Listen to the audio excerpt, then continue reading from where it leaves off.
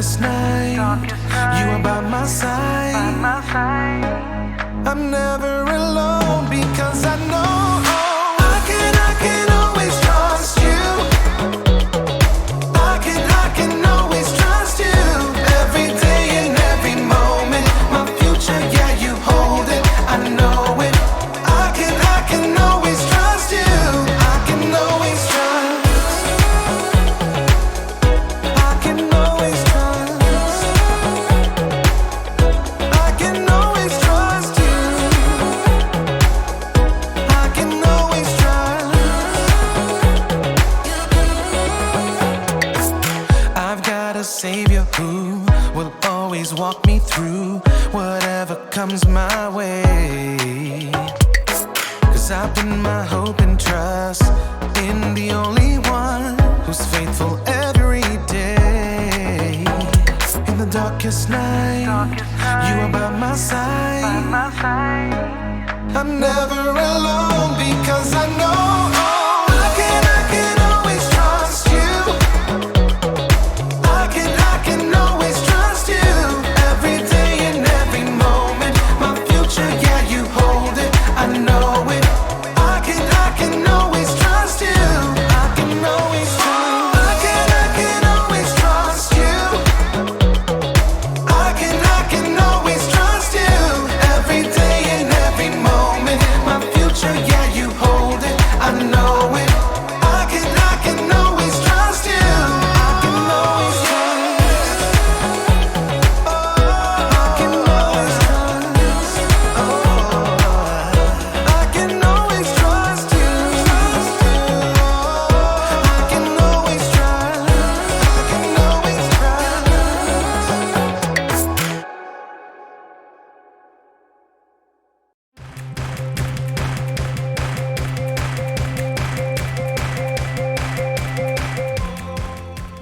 Hey everybody! My name's Erica, and I'm here to talk to you about contentment. Contentment is learning to be okay with what you have. And I mean, whatever you have. Let's take bicycles, for instance. You can be content if you have the best bicycle in the world. Like this one. This is top of the line. You could climb a mountain with this bike, and if you get tired of pedaling, it's got a motor that kicks in that helps you keep moving. Or maybe you have a bike like this.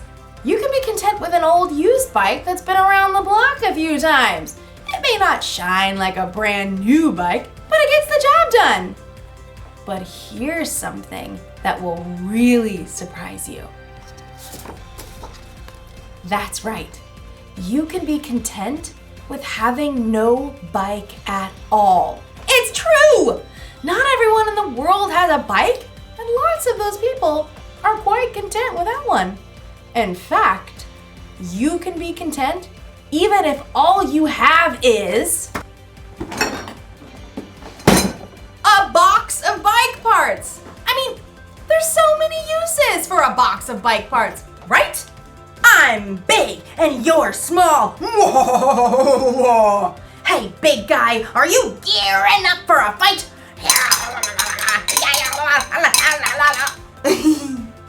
In today's story, we'll hear about the next step after contentment. I think you'll get a real kick out of this story. This is a kickstand. So many uses. Man, all right, I'll see you next time. The Bible. It's 66 books of history, stories, letters, and poetry that fit together to form God's one big story. The epic adventure of how He created us and loves us so much that He made a way to rescue us. As we travel through the Bible, from Genesis to Revelation, we discover people who met God and found their lives changed forever. Now, for an amazing story, inspired by the book of 2 Corinthians, chapter 8, verses 1 through 5. As Sarah entered the cafeteria, bagged lunch in hand, Grace waved her over. Hey, Sarah, we figured out the service project thing. Sarah slid into the seat beside Grace, across from Cassie and Rochelle. All three of them sported expensive salon haircuts and manicures. Sarah tried to smooth down her own frizzy hair. She was glad that St. Joseph's School requires uniforms because at least her clothes looked like what everyone else was wearing. Oh, right. The project for social studies? Miss Moss had required that individual groups find a service project to do during the holiday season. I looked through Miss Moss's list. This one's perfect. Grace showed her tablet screen to Sarah. Helping a refugee family? That's a great idea. Yeah, we can just buy them stuff from this list and send it to their new home. Where is the... Sarah looked at the table again, trying to decipher the name on the page. Where is the KMB family living? Somewhere over on the east side, like Grove or some place with those rundown houses. Sarah swallowed hard. She lived on the east side when she'd moved in with her grandma. It was only because of a scholarship that she was able to attend St. Joseph's School. It says here the family needs 3 sets of sheets. Oh, I know! You've seen those ads for tufted owl sheets? They're supposed to be the best. Sarah's eyes widened. Aren't those sheets like $200? That's cool. My dad will give me the money. They need dishes. I'll order a full set from Macy's. My mom has a platinum card there. I'll get them a TV. Perfect way to learn English, right? Enter a credit card number and boom, service project done. The girls turned to Sarah, who avoided their eyes by staring at the list of needs on the tablet. Hey Sarah, what are you gonna send? They need winter coats. I saw these awesome tailored down jackets on sale for like $125. I don't know. I'll text you all later. That evening at dinner, Sarah barely touched her spaghetti. Grandma peered across the table, her eyes bright under her wiry white hair. Now, what's wrong, Sarah? Oh, it's this service project I have to do for school. We're supposed to help this refugee family that's moving into a house over on the Grove. The Kayembes. That sounds like a lovely idea. Yeah, but everyone else is ordering stuff for them. Expensive sheets and TVs and things. The only money I have right now is for bus fare. What am I gonna give? You don't have to have a lot to give a lot. You didn't answer my question. Grandma smiled and reached for the worn Bible that always sat on the kitchen table. No, but St. Paul will. Sarah knew that once Grandma got a scripture passage stuck in her mind, there was no stopping her from reading it. Okay, fine. I'm listening. Let's see. It's right here in 2 Corinthians. Paul was writing to a group of churches. We want you to know about the grace that God has given to the churches in Macedonia. They have suffered a great deal, but in their suffering, their joy was more than full. Even though they were very poor, they gave very freely. In fact, they gave even more than they could. Completely on their own, they begged us for the chance to share in serving the Lord's people in that way. But that's still talking about money.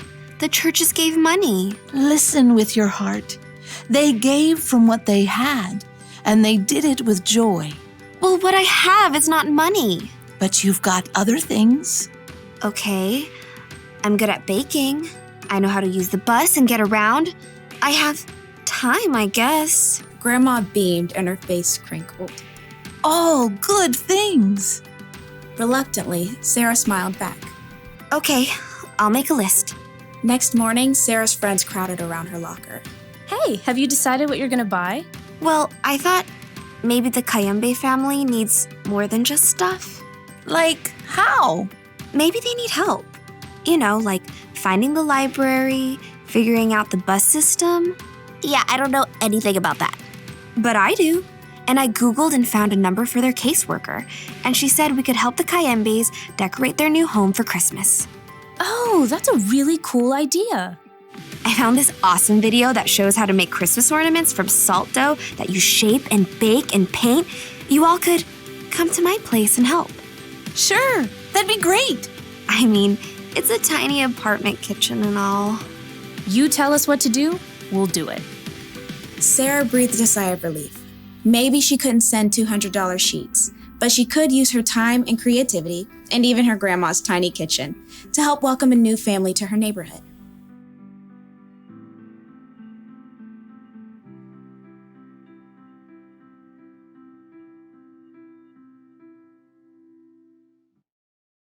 The people in the Macedonian churches didn't have a lot, and yet somehow they were okay with that. They were content. And it was that contentment that made them want to share their time, talents, and resources with others. You see, when you learn how to be content, it makes you really see all the good things you have. You learn to be thankful for what you've been given, and the more thankful you are, the more likely you'll want to share what you have with someone else. Like, maybe I could share these bicycle parts. You know, I'll bet there's a bike somewhere that's falling over somewhere because they need a kickstand. I could give this to that bike. Or someone might need to replace their chain because theirs is old and rusted or broken. Let's see. These might even help someone hold onto their handlebars a little bit tighter. I could give all these parts away and help a lot of people. You know, we all have something we can give. Maybe you don't have a lot, but you've got something. You may have money or stuff, or you may have strength to help your family around the house with chores. You may have talent to make people happy, or you can have time to spend with people who don't want to be alone. Honestly, you'll truly start to see what you have to give when you learn how to be content. The Apostle Paul wrote that he learned to be content through the power of Christ, who gave him strength. When you put your trust in Jesus, he can give you that strength too. The one thing to remember today is this: you can always use what you have to help someone else. So think about all you have to give and be thankful. Don't forget what I've spoke in. Get it? This is a spoke. See you around, because it's a wheel. Bye!